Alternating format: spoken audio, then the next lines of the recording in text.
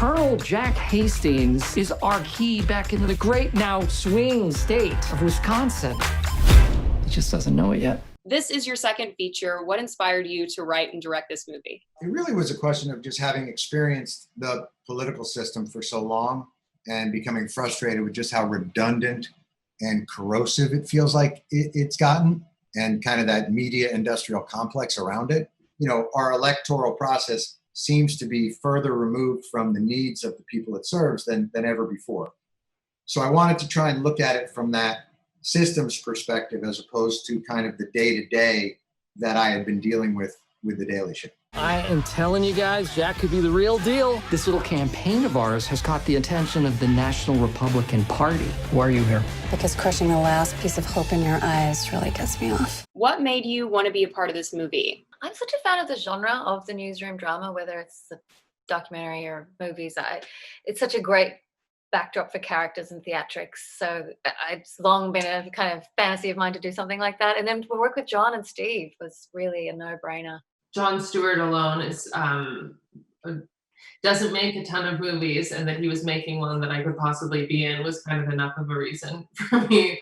And then reading the script, it was one of the best scripts I'd read in years. Well, I've been a huge fan. I probably never missed an episode of his show, and I was just not going to miss the opportunity. This is really just another perfect example of the DC elite trying to dictate how we should live. That's we, you're DC elite. Oh, no, actually, I'm from here.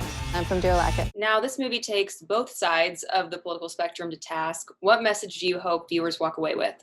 Part of all that about the two parties is they're really just a stand-in. They're a bit of a head fake.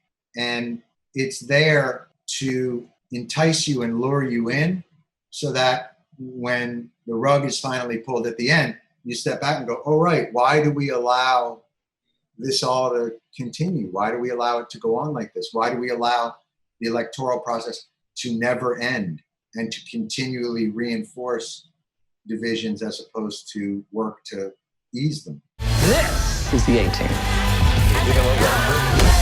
All you have is fear.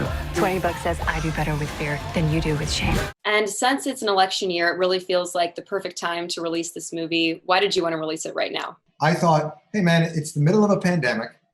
It's an election year. The streets are alive with social change. Let's just drop a box of chocolate in the middle of that and see what happens. Is there any message you want to give out right now with everything going on in the world? Problems that we've created, they've taken years to create, and it's going to take years to, it's going to take stamina and will. And I think we have it. And I'm very encouraged that the new generations coming up are really active and focused. And I'm excited to see what comes of their efforts. I would like to offer my services. Could we quiet the cows, please? To help you run for mayor of Deer Lacquet. And if you could get some of them to face front. Why do you think people will enjoy this movie? Steve Carell, Rose Byrne, Chris Cooper, Mackenzie Davis, Topher Grace, Natasha Lyonne. I feel like I was very fortunate to get really funny, capable actors. And so I'm hoping that people just enjoy the ride.